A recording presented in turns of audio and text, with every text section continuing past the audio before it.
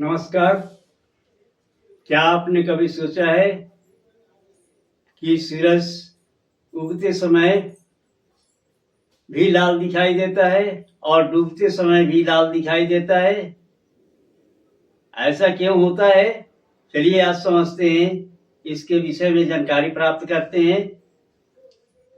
तो देखिए, यहाँ पर सूरज जब उगता है या डूबता है तब रोशनी को पृथ्वी के वातावरण से होकर के लंबी रास्ता तय करना पड़ता है। सूरज पूरब में निकलता है, वहां से जब निकलता है तो वातावरण में प्रवेश करता है, पृथ्वी के वातावरण में प्रवेश करता है, वायुमंडल में प्रवेश करता है। तो पृथ्वी पर आने में उसको बहुत लंबा दूरी तय करना पड़ता है। इस स्थिति में वातावरण में यानी हवा में तो जब किरणें इन धूल कणों से टकराती है तो नीला और बैंगनी रंग ज्यादा फैल जाती है। अब बाकी रंगों में लाल और पीला रंग ही आगे की तरफ बढ़ती है और हमारी आंखों तक पहुंचती है, जिसके कारण सूरज डूबते हुए और सूरज उगते हुए दोनों समय में लाल दिखाई देता है। तो जब सूर्य का प्रकाश धूल कणों से टकराता है उस समय किरण जब फैलती है तो उस क्रिया को हम लोग प्रकीर्णन कहते हैं। और इसी प्रकीर्णन के कारण रंग फैलता है और लाल और पीला रंग कम फैलता है और धरती तक पहुंच करके हमारी आंखों तक पहुंचता है और सूरज को लाल तथा लाल रंग दिखाता है। समझ में आ गया? जब सूरज उगता है या डूबता है तब रोशनी को पृथ्वी के वातावरण से होकर के लंबा रास्ता तय करना पड़ता है। इस दौरान हवा में मौजूद धूल कण धुआं से रोशनी टकराकर बिखर जाती है। यह प्रक्रिया प्रकीर्णन कहलाता है। प्रकीर्णन के कारण बैंगनी और नीले रंग की रोशनी ज्यादा बिखर जाती है और बच जाती है लाल और नारंगी। इस कारण सूरज लाल दिखाई देता है। और यही सूरज दोपहर में हमें सफेद दिखाई देता है, क्योंकि सूरज की किरणों को लंबी दूरी तय नहीं करनी पड़ती है, कम दूरी तय करनी पड़ती है, जिसके कारण सभी रंग एक साथ मिले हुए रहते हैं और वे सफेद रूप में दिखाई देते हैं। आगे बढ़ते हैं। इंद्रधनुष कैसे बनता है? इंद्रधनुष तब बनता है जब बारिश की बूंदें और सूर्य की रोशनी दोनों मौजूद होती है।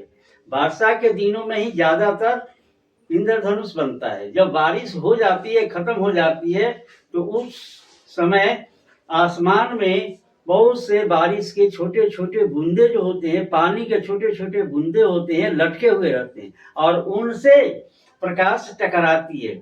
प्रकाश टकराने के बाद वह अपवर्तित होती है। अपवर्तित जैसे ही होती है वह 7 रंगों में विभक्त हो जाती है, अलग अलग रंगों में विभक्त हो जाती है, जिसको हम लोग विक्षेपण कहते हैं।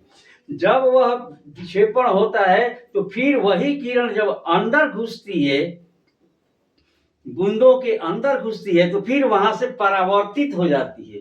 पहले क्या हुई? अपवर्तित हुई, अपवर्तित हुई, फिर उसमें विक्षेपण हुआ। अब विक्षेपण होने के बाद जब वह अंदर घुस रही है तो वह किरण पुनः लौटती है, यानी परावर्तित होती है। तब हमें 7 रंग मिलकर के इंद्रधनुष के रूप में दिखाई देता है। ये देखते हैं इसको किस प्रकार से। इंद्रधनुष तब बनता है जब बारिश की बूंदें और सूर्य की रोशनी दोनों मौजूद होती है। जब सूर्य की सफेद किरणें बूंदों में प्रवेश करती है तो वह मुड़ जाती है, जिसे अपवर्तन कहते हैं। फिर ये रोशनी बूंदों से टकरा करके वापस मुड़ती है और बाहर निकलते समय अलग अलग रंगों में बट जाती है, जिसे विक्षेपण कहते हैं। इस वजह से आसमान में 7 रंगों वाला धनुष दिखाई देता है, जिसे हम रिंग इंद्रधनुष कहते हैं।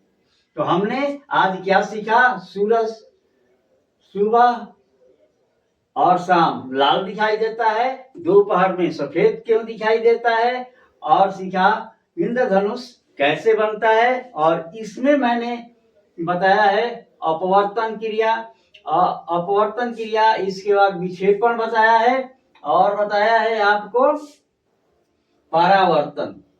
तो ये तो पहले भी मैं बता चुका हूं। फिर भी आपने इसी के कारण, मतलब कहने का कि इंद्रधनुष जो बनता है उसमें परावर्तन, अपवर्तन, विक्षेपण और परावर्तन के कारण ही इंद्रधनुष बनता है। और सूरज सुबह शाम क्यों दिखाई देता है?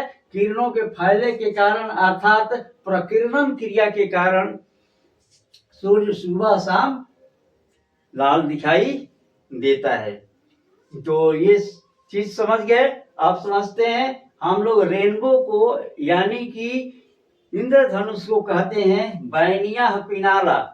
बैनिया पिनाला का मतलब क्या होता है आप समझ लीजिए। बै से बैगनी नंबर 1, नी से नीला नंबर 2, आ से आसमानी नंबर 3, नंबर 4 ह से हरा, पी से पीला, और नी से ना से नारंगी, ला से लाल।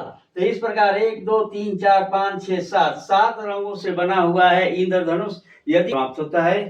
Thank you.